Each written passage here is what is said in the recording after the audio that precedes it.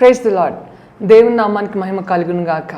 మన ప్రభువును రక్షకుడైన యేసుక్రీస్తు నామమున మీకు వందనాలు తెలియజేస్తున్నాం. ప్రభు కృప వలన మీరందరూ బాగున్నారని విశ్వసిస్తున్నాం. షకీనా సందేశం అని మా ఆధ్యాత్మిక కార్యక్రమాన్ని అనుదినము వీక్షిస్తూ వాక్యం ద్వారా బలపడుచున్నారని మేము నమ్ముతున్నాం. మీ కొరకు ప్రార్థిస్తున్నాం. ఈరోజు దేవుని వాక్యాన్ని వినడానికి మన హృదయాన్ని సిద్ధపరచుకుందాం. షకీనా మినిస్ట్రీస్ వ్యవస్థాపకులు పాస్టర్ జి విజయ్ కుమార్ గారు వాక్య సందేశం అందిస్తారు.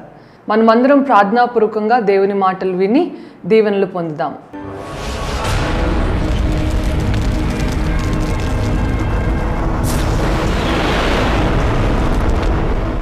ఒక పాస్టర్ గారు యూట్యూబ్లో చెప్తున్నాడు, ఒక తల్లి వచ్చి కన్నీరు గారుస్తుందంట. ఎందుకమ్మా ఏడుస్తావు అంటే, నా బిడ్డల గురించి అండి. నీ బిడ్డలకి అమ్మా చక్కగా అమెరికాలో ఉన్నారు కదా, నీ కొడుకు అమెరికాలో ఉన్నాడు, నీ కూతురు అమెరికాలో ఉంది అంటే ఆ తల్లి అంటుందంట, పాస్టర్ గారు నేనేమో ఉద్యోగం అని పొద్దున పోతే సాయంత్రం వస్తాను. నేను ఒక రోజున మధ్యాహ్నము నాకు ఆరోగ్యం బాగాక సెలవు పెట్టేసి ఇంటికి వచ్చేసాను. ఇంటికి వస్తే తాళం వేసింది. తాళం తీసుకొని లోపలికి వస్తే నా కుమారుడు నా కుమార్తె వాళ్ళిద్దరిని చూడకుండా విధంగా నేను చూశాను. అయ్యో, అసలు మీరు ఏమవుతారా? మీరు అన్నా చెల్లెలు కదా, మీరు ఇటువంటి పాపం చేయటం ఏందిరా బాబు అంటే, మా ఇష్టం, నువ్వేమైనా అభ్యంతరం చెప్పావంటే మేము చచ్చిపోతాం. ఆ తల్లి అందంట, నా కళ్ళ ముందు ఉండబాకండి మీరు.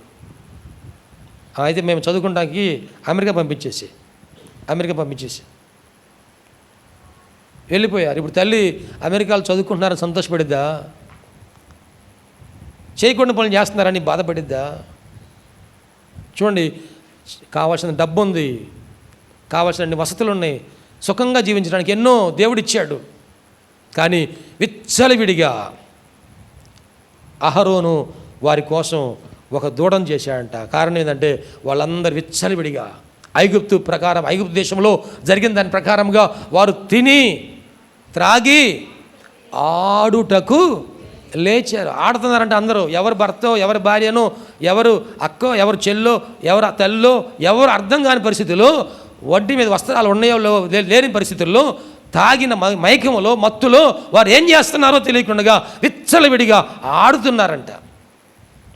అహరోను వారిని విచ్చలవిడిగా వదిలేసేసాడు. మోషే చూసి ఆవేశం తట్టుకోలేక చేతుల్లో ఉన్నటువంటి ఆ 2 రాతి పలకలను పగలగొట్టేసేసాడంట. ప్రేమేం దేవుని గమనించండి, మనం ప్రతిష్ఠిత జనాంగం. చూడండి, పేతురు గారు రాసిన మొదటి పత్రిక 2వ అధ్యాయము 9వ వచనం చూడండి. అయితే మీరు చీకటిలో నుండి ఆశ్చర్యకరమైన తన వెలుగులోనికి మిమ్మును పిలిచిన వాని గుణాతిశయములను ప్రచురము చేయు నిమిత్తము ఏర్పరచబడిన వంశము రాజులైన యాజక సమూహమును పరిశుద్ధ జనమును దేవుని సొత్తైన ప్రజలునై ఉన్నారు. ఎన్ని మాటలు రాశాండి? చీకటిలో నుండి ఏ వెలుగంటది? ఆశ్చర్యకరమైన తన వెలుగులోనికి మిమ్మును పిలిచిన యేసయ్య మనల్ని అందరినీ చీకటిలో నుండి పిలిచాడు. దేవునికి స్తోత్రం చెబుదామా. ఒకప్పుడు చీకటిలో ఉన్నాం, ఇప్పుడైతే మనము ఎక్కడికి వచ్చామండి? వెలుగులోనికి వచ్చాం. ఇంకా చీకటి కార్యాలు ఉండకూడదు, చీకటి ఆలోచనలు ఉండకూడదు, చీకటి జీవితం ఉండకూడదు.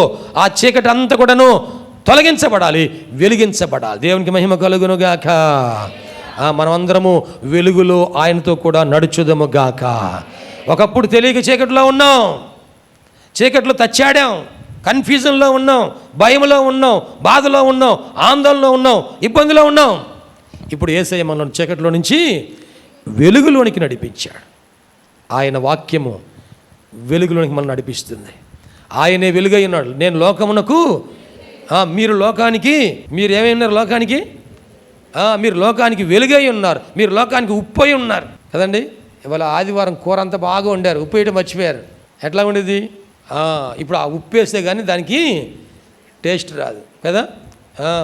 ఎన్ని ముక్కలున్నా కానీ ఉప్పు లేకపోతే, ఎంత ఉప్పు లేకపోతే ఎన్ని ముక్కలున్నా కానీ ఉపయోగం లేదు. చిన్న ముక్కలైనా పెద్ద ముక్కలైనా మెత్తన ముక్కలైనా గట్టి ముక్కలైనా ఏదైనా సరే దీనికోసం ఫైటింగ్ ఆదివారం. నాకన్నీ గట్టి వచ్చినాయి, నీకని మెత్త వచ్చినాయి. ఉప్పు లేకపోతే దానికి మనం ఎలాగ ఉండాలి? లోకానికి ఉప్పు అయి ఉండాలి, అందరికీ రుచికరంగా ఉండాలి. దేవునికి మహిమ కలుగును గాక. హల్లెలూయా. మీరు ఎవరే అంటే దేవుని సొత్తైన ప్రజలము. మన ఎవరి సొత్తు అంటండి? దేవుని సొత్తు. దేవునికి స్తోత్రం. రాజులైన యాజక సమూహము, ఏర్పరచబడిన వంశము, పరిశుద్ధ జనము, దేవుని సొత్తైన ప్రజలు. దేవునికి మహిమ కలుగును గాక. అంత గొప్ప స్థాయిలో దేవుడు మనల్ని ఉంచాడు కాబట్టి, ఇదిగో లేవీలు, మీరంతా లేవీలు, నూతన నిబంధన లేవీలు మనం, దేవునికి స్తోత్రం. నూతన నిబంధన ఇశ్రాయేలు మనం, దేవునికి స్తోత్రం. అందుకని మనము ఆయన హత్తుకొని ఉండాలని ఈ సంస్కారారాధన ఏర్పాటు చేసినాడు.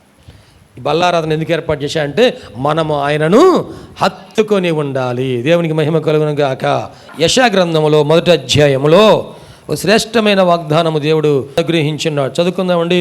యెషయా గ్రంథం 1వ అధ్యాయము 19వ వచనంలో చూడండి దయచేసి. మీరు సమ్మతించి నా మాట వినిన ఎడల మీరు భూమి యొక్క మంచి పదార్థములను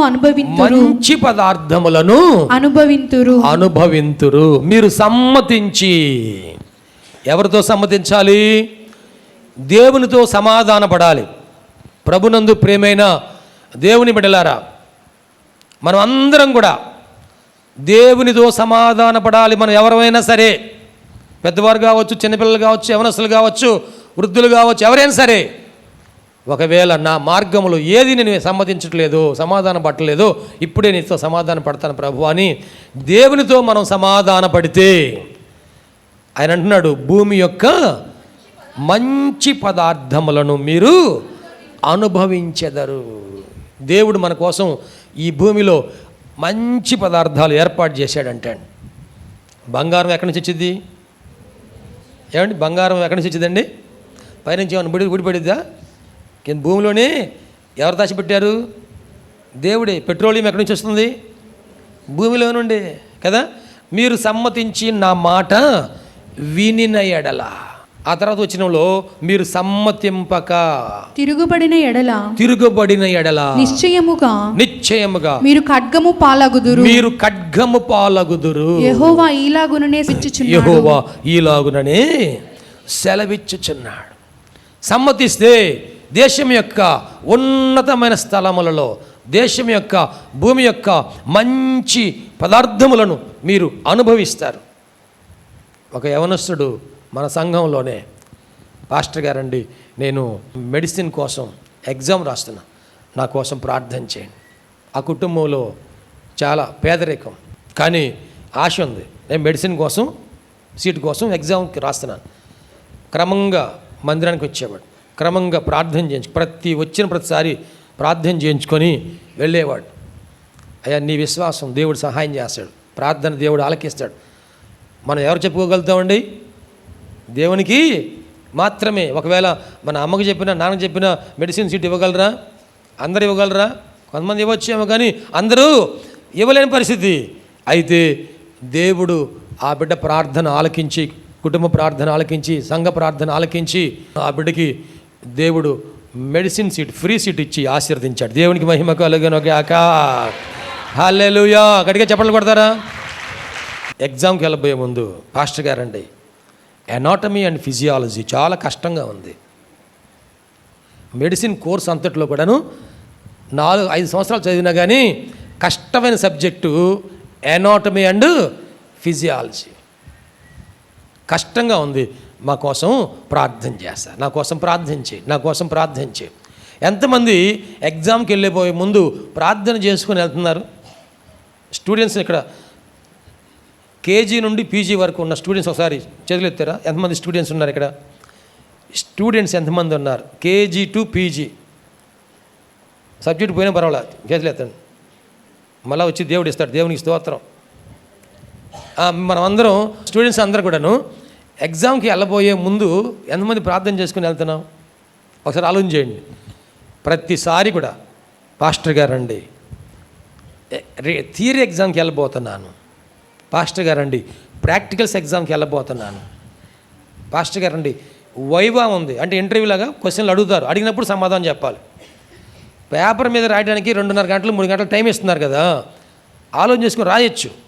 కానీ వైవాలో ఇంటర్వ్యూలో అడిగిన వెంటనే సమాధానం చెప్పాలి, లేకపోతే ఆన్సరు చేయలేదంటారు.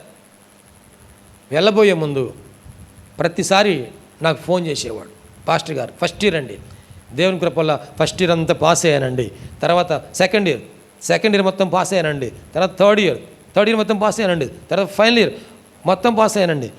దేవుని కృప వల్ల ఇప్పుడు హౌస్ సర్జన్కి వెళ్తున్నాను, దేవునికి మహిమ కలుగునుగాక. ఇప్పుడు హౌస్ సర్జన్ కూడా అయిపోయిందండి, దేవునికి మహిమ కలుగునుగాక. చూడండి, దేవుని మీద ఆనుకుంటే మీరు సమ్మతించి నా మాట వినిన ఎడల భూమి యొక్క మంచి పదార్థములను మీరు అనుభవిస్తారు. మీరు సమ్మతింపక తిరుగుబడిన ఎడల ఖడ్గము పాలగుదురు. చదువుకోవాల్సిన టైంలో చదువుకోకుండా, దేవుని మీద ఆనుకోకుండా తల్లిదండ్రుల మీద తిరుగుబాటు చేయటము, దేవుని మీద తిరుగుబాటు చేయటము, నా ఇష్టం అని వెళ్ళిపోయిన వాళ్ళు అందరూ బాగుపడతారని మనం చెప్పలేము. ప్రేమ దేవుని బిడ్డలారా, సమాధానపడి సమ్మతించి దేవునితో సమాధానపడిన వాళ్ళు తప్పనిసరిగా ఆయన సమాధానంతో నింపును గాక. ఆమేన్. చూడండి, ఇప్పుడు ఇక్కడ ఈమె ఎలిజబెతు దేవుని న్యాయ విధులన్నిటి చొప్పున కదా, లూకాసు వార్త 1వ అధ్యాయంలో వీరిద్దరూ ప్రభు యొక్క సకలమైన ఆజ్ఞల చొప్పునను న్యాయ విధుల చొప్పునను నిరపరాధులుగా నడుచుకొనుచు. ఎలాగంటండి? నిరపరాధులుగా నడుచుకొనుచు దేవుని దృష్టికి నీతిమంతులై ఉండిరి. దేవుని దృష్టికి నీతిమంతులై ఉండిరి. ఎవరి దృష్టికి అంటండి? ఈ లోకంలో మనుషుల దృష్టిలో మనం నీతిమంతులుగా కనబడవచ్చునేమో, కానీ దేవుని దృష్టికి మనం నీతిమంతులుగా కనబడాలి. దేవునికి స్తోత్రం అండి. మనుషుల దృష్టిలో మనకు ఉన్నదాన్ని బట్టి, గౌరవాన్ని బట్టి, హోదాన్ని బట్టి, ఉద్యోగాన్ని బట్టి, వ్యాపారాన్ని బట్టి, ధనాన్ని బట్టి, ఇంకా దేని బట్టో ఈ లోకంలో మనల్ని గొప్పగానే చూస్తారు, నీతిమంతులు అంటారు, మన ముందు పొగుడుతూ ఉంటారు. కానీ దేవుని దృష్టిలో మనం ఎలాగున్నాం, ఇవన్నీ కూడా అక్కడ పనికిరావు. రేపు దేవుని సింహాసనం ఎదుట మనం నిలబడినప్పుడు మనమందరం కూడా మన గురించి మనము దేవునికి లెక్క అప్పజెప్పుకోవలసిన వారమై ఉన్నాం. ఇక్కడ ఈ భార్యాభర్తలు ఇరువురు కూడాను దేవుని ఆజ్ఞలను అనుసరించి వారు దేవుని న్యాయ విధుల చొప్పున వారు నిరపరాధులుగా నడుచుకున్నారు. 101వ కీర్తన 6వ వచనంలో నిర్దోష మార్గమున నడుచుకున్నవారు. చూడండి, అక్కడ 101వ కీర్తన 6వ వచనంలో ఏమని రాయబడిందంటే నిర్దోష మార్గం. నా యుద్ధ నివసించినట్లు దేశములో నమ్మకస్తులైన వారిని నేను కనిపెట్టుచున్నాను. నిర్దోష మార్గమందు నడుచువారు నాకు పరిచారకులగుదురు. నమ్మకమైన వారు, నిర్దోష మార్గము నడుచుకుని వారు. ప్రేమ దేవుని బిడ్డలారా, మన ఆత్మీయ జీవితంలో ఆ నిర్దోషులుగా దేవుని ఎదుట మనము నిలబడుదము గాక. దైవ దృష్టిలో మనము నీతిమంతులముగా నిలబడుదము గాక. ఆమేన్. అలాగనే ఆమె దేవుని యొక్క అనుగ్రహము పొందుకున్నటువంటి తల్లిగా మనము చూస్తూ ఉన్నాం. ఎలిజబెతుకు బహు వృద్ధాప్యములో ఉంది. అక్కడ ఈ అధ్యాయంలోనే చూడండి, దయచేసి అధ్యాయంలోనే 54వ వచనం చూడండి. 54వ వచనంలో అబ్రహామునకును అతని సంతానమునకును యుగాంతము వరకు తన కనికరము చూప జ్ఞాపకము చేసి కొందునని మన పితరులతో సెలవిచ్చినట్లు ఆయన తన సేవకుడైన ఇశ్రాయేలునకు సహాయము చేసెను. దేవునికి మహిమ కలుగును గాక. హల్లెలూయా. ఇక్కడ ఎలిజబెతు మరియా రాగానేనంట, మరియమ్మ అందంట ఎలిజబెత్కి అమ్మ వందనాలు అని చెప్పిందంటే. 41 వచనం చూడండి. ఎలిజబెతు మరియ యొక్క వందన వచనము వినగానే ఆమె గర్భములో శిశువు గంతులు వేసెను. అంతటా ఎలిజబెతు పరిశుద్ధాత్మతో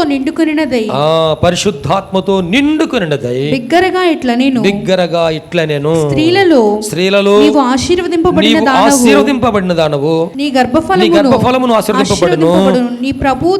నా ప్రభువు తల్లి నా యొద్దకు వచ్చుట నాకేలాగు ప్రాప్తించెను. ఇదిగో ఈ శుభవచనము నా చెవిన పడగానే నా గర్భములోని శిశువు ఆనందముతో గంతులు వేసెను. ప్రభువు ఆమెకు తెలియజేయించిన మాటలు సిద్ధించును గనుక నమ్మిన ఆమె ధన్యురాలనెను. దేవునికి మహిమ కలుగును గాక. ఇక్కడ ఎలిజబెతు పరిశుద్ధాత్మతో నిండుకొన్నదై బిగ్గరగా ఇట్లా నేను. వృద్ధాప్యంలో ఉన్నటువంటి ఆమె పరిశుద్ధాత్మతో నింపబడిందంట. దేవునికి మహిమ కలుగును గాక. హల్లెలూయా. అప్పుడు పరిశుద్ధాత్మతో నింపబడిన వాళ్ళు కుర్రవాళ్ళ ముసలోళ్ళ ఎవరు? ఏమండి, కొంతమంది అనుకుంటున్నారు పరిశుద్ధాత్మతో నింపడం అంటే గంతులు వేయటం కేకలు వేయటమేమో అనుకుంటున్నారు. అందుకని కొంతమంది తల్లుల్ని, అమ్మ మీరు నిలబడి ప్రార్థన చేయమంటే, అయ్యా మేము కుర్రోళ్ళం కాదు, మేము అట్ట గంతులు వేయలేము, మేము అట్ట కేకలు వేయలేము అంటున్నారు. పరిశుద్ధాత్మ అంటే కేకలు కాదు, గంతులు కాదు. పరిశుద్ధాత్మ అంటే దేవుని ఆత్మ మనలోనికి రావటం. పరిశుద్ధాత్మ దేవుడు అంటే ఎవరు? తండ్రి అయిన దేవుడు, కుమారుడైన దేవుడు, పరిశుద్ధాత్మైన పరిశుద్ధాత్ముడు అంటే ఆయన త్రిత్వములో ఒక భాగమై ఉన్నారు, కానీ ఆయన ఒక శక్తి మాత్రము కాదు. ఆయనలోని శక్తి మనలోనికి వచ్చింది అంతే. దేవునికి స్తోత్రం. ఆ పరిశుద్ధాత్మతో నింపటం అంటే మనం ఏదో గంతులు వేయాలి, ఎగరాలి, అరవాలి అని చెప్పేసి ఆ అపోహలో ఉండబాకండి. దేవుడే 3 రూపాలుగా మనకి ప్రత్యక్షమయ్యాడు. అబ్రహాము గుడారము దగ్గరికి 3 వచ్చారంట. ఆ 3 త్రిత్వమైన దేవుడు, తండ్రి అయిన దేవుడు, కుమారుడైన దేవుడు, పరిశుద్ధాత్మ దేవుడు. ప్రభువా నీ కటాక్షము నా మీద ఉన్న ఎడల ఇప్పుడు నీ దాసుని నీవు. 3 కనపడగానే ఆయన ఏమంటున్నాడు? అబ్రహాము ప్రభువా అంటున్నాడు. అంటే 3 ఉన్నారు కానీ ఒక్కరే. ప్రభువా నీ కటాక్షము నా మీద ఉన్న ఎడల అంటే ఆ త్రిత్వములో ఉన్నటువంటి తండ్రి అయిన దేవుడు, కుమారుడైన దేవుడిగా భూలోకంలో శరీరధారిగా వచ్చారు. ఆయన వెళ్ళేటప్పుడు ఏం చెప్పారు? నేను మిమ్మలను అనాథలనుగా విడువను, మీకు ఆదరణకర్తను నేను పంపిస్తాను. ఆయన సిలువలో చనిపోయారు, సమాధి చేయబడ్డారు, 3వ దినమున తిరిగి లేచారు. లేచిన తర్వాత ఎన్ని రోజులు కనపడ్డారు? 40 రోజులు కనపడ్డారు. అందరూ చూస్తుండగానే పరలోకానికి ఆరోహణమై వెళ్ళిపోయారు. అయితే ఇప్పుడు వెళ్ళిపోయిన తర్వాత మీరు వెంటనే యెరూషలేము నుంచి వెళ్ళిపోబాకండి. మీరు యెరూషలేములో ఉండి తండ్రి వలన పొందిన వాగ్దానం కొరకు కనిపెట్టుకోండి అని చెప్పాడు. ఆ కనిపెట్టుకొని అందరూ ప్రార్థన చేసినప్పుడు ఆ పరిశుద్ధాత్మ వారందరి మీదకి సంఘములోనికి వచ్చాను. దేవునికి స్తోత్రము. హల్లెలూయా. ఆయన అడుగు వారికి అందరికి కూడాను తన పరిశుద్ధాత్మను నిశ్చయముగా దయచేయను గాక. ఆమేన్. ఇప్పుడు ఆ పరిశుద్ధాత్మ కన్య అయిన మరియ మీదకి రావడం జరిగింది. వృద్ధురాలైనటువంటి ఎలిజబెత్ మీద కూడాను వచ్చింది. కాబట్టి ఇప్పుడు పరిశుద్ధాత్మతో ముసలివాళ్ళు కూడా నింపబడవచ్చా? అవకాశం లేదా? నింపబడవచ్చు. చిన్నపిల్లలు నింపబడవచ్చా లేదా? నింపబడవచ్చు. యవనస్తులు నింపబడవచ్చా లేదా? నింపబడవచ్చు. ముసలివాళ్ళు నింపబడవచ్చా లేదా? నింపబడవచ్చు. మీ కుమారులు కుమార్తెలు ప్రవచనాలు పలుకుతారు, మీ యవనస్తులు దర్శనాలు చూస్తారు, మీ వృద్ధులు ఎలాగనా? పరిశుద్ధాత్మ ద్వారా. దేవునికి స్తోత్రం. హల్లెలూయా. పరిశుద్ధాత్మ దేవుడు అందరికి సహాయం చేస్తున్నాడు. కుమారులు కుమార్తెలు ఏం చేస్తారంటండి? ప్రవచనాలు పలుకుతారు. ఫిలిప్పు గారికి 4 కుమార్తెలు ఉన్నారంట. ఈ 4 కూడాను ప్రవచనాలు పలికేవారు. కుమారులు కుమార్తెలు ప్రవచనాలు పలుకుతారు, యవనస్తులు దర్శనములు చూస్తారు. ఎవరు? ఏ యవనస్తులు? ప్రార్థన చేసే యవనస్తులు. పద్దాకు ఫోన్ చూసే వాళ్ళకి ఏం కనపడుద్ది? ఇన్స్టాగ్రామ్ కనపడుద్దా? ఫేస్బుక్ కనపడుద్దా? ఏం కనపడుద్ది అండి? దర్శనం కనపడతాయా? ఎంతవరకు ఫోన్ అవసరమో అంతవరకే. ఏమండి, మన ఇళ్ళల్లో కత్తిపీట ఉందా లేదా? ఉందా లేదా? అసలు కత్తిపీట లేకుండా ఆదివారం కథే జరగదండి కదా. కత్తిపీట లేకుండా ఆదివారం కథే జరగదు కదా.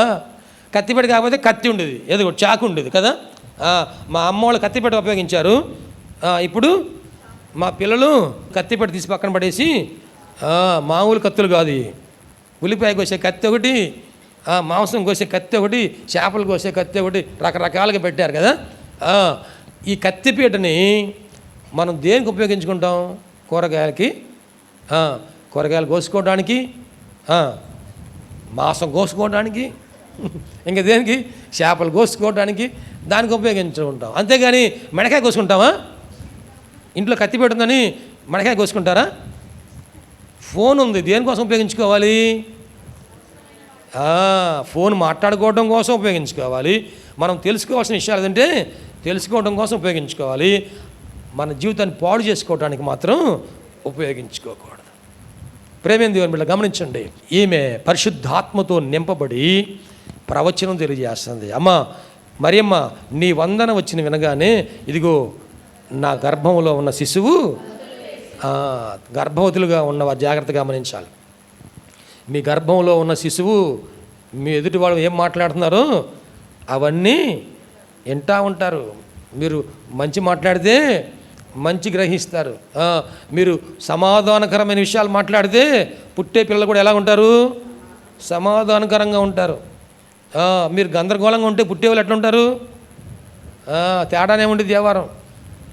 కాబట్టి ప్రార్థన ఎక్కడ వినపడతా ఉంటుందో, ఎక్కడ పాటలు వినపడతా ఉంటాయో, నీతిమంతుల గుడారములో రక్షణ గురించిన ఉత్సాహ సునాదం వినపడుతుంది. కాబట్టి ఆ పిల్లలు ఏం వింటారు? పాటలు వింటారు, వాక్యం వింటారు, ప్రార్థనలు వింటారు. కాబట్టి వాళ్ళు కూడా ఏం చేస్తారు? పుట్టిన తర్వాత పాటలు పాడతారు, వాక్యము ప్రార్థనలు చేస్తారు, ఆరాధన చేస్తారు, దేవుని మందిరంలో ఉంటారు. దేవునికి మహిమ కలుగును గాక.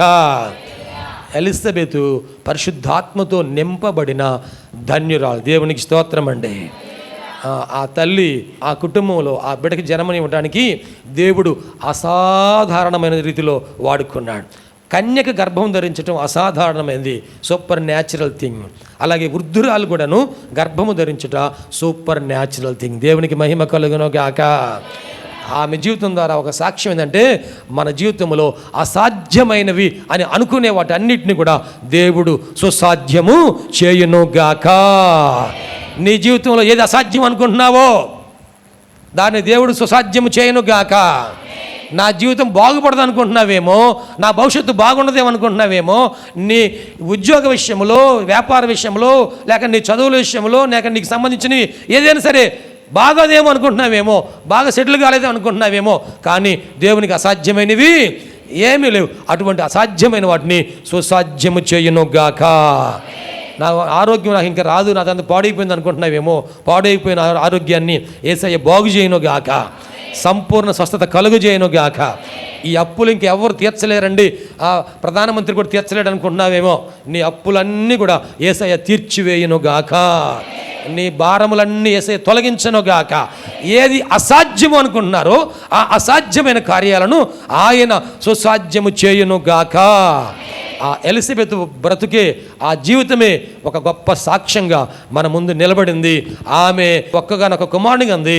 ఆ కుమారుడు పుట్టినందున అనేకులు సంతోషించెదరు. దేవునికి మహిమ కలుగునుగాక. అలాంటి కొడుకు ఒక్కడేం చాలు కదా, ఏమండి? అలాంటి బిడ్డ ఒక్కడేం చాలు కదా, అలాంటి ఆశీర్వాదం ఒక్కటేం చాలు కదా. దేవునికి స్తోత్రం. మన జీవితాల్లో అటువంటి అద్భుతమైన ఆశీర్వాదం ప్రభు దయచేయను గాక. దేవుడి ఈ మాటలు మన వినికిడిలో దీవించను గాక.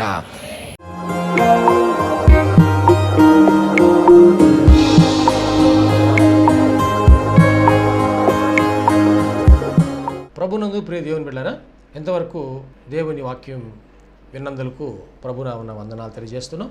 మనం అందరం ప్రార్థనలో ఏకీపిద్దాం. తలలు వంచి కనులు మూసుకొని ప్రార్థనలో ఏకీపిద్దామండి.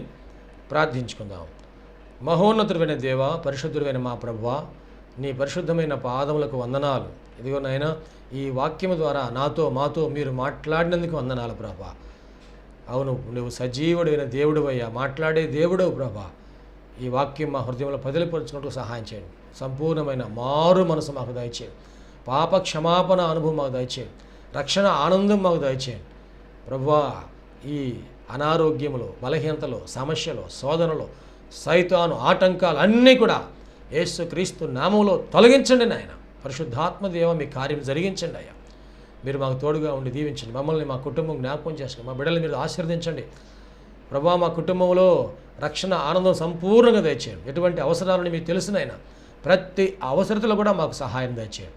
అన్ని విషయాలు కూడా మీరు దీవించండి. టీవీ ప్రోగ్రాం చూసిన ప్రతి ఒక్కరిని పేరు వరుసన మీరు దీవించి రక్షించి మీరు అక్కడ కొరకు సిద్ధపరచండి. మంచి భవిష్యత్తును వారికి దయచేసి మీ కృపలో మీరు వర్ధలు చేయమని నీకే సమర్పణ చేసుకుంటూ యేసయ్య పరిశుద్ధ నామంలో స్తుతించి ప్రార్థించి వేడుకుంటున్నాము తండ్రి. ఆమెన్. తండ్రి, కుమార, పరిశుద్ధాత్మ త్రియేక దేవుని దీవెన తోడుగా నడిపించను గాక. Amen, amen, amen. మీ అందరికీ ప్రభునామన వందనాలు. దేవుడు మిమ్మల్ని దీవించను గాక. ఆమెన్. ప్రభునందు ప్రియమైన సహోదరి సహోదరులందరికీ షకీనా ప్రార్థనా మందిరం తరపున హృదయపూర్వక వందనాలు తెలియజేస్తున్నాం. దేవుని కృప వలన 2012వ సంవత్సరంలో 350 గజముల స్థలంలో ఈ మందిరం నిర్మించుకోవడానికి ప్రభు కృపించారు.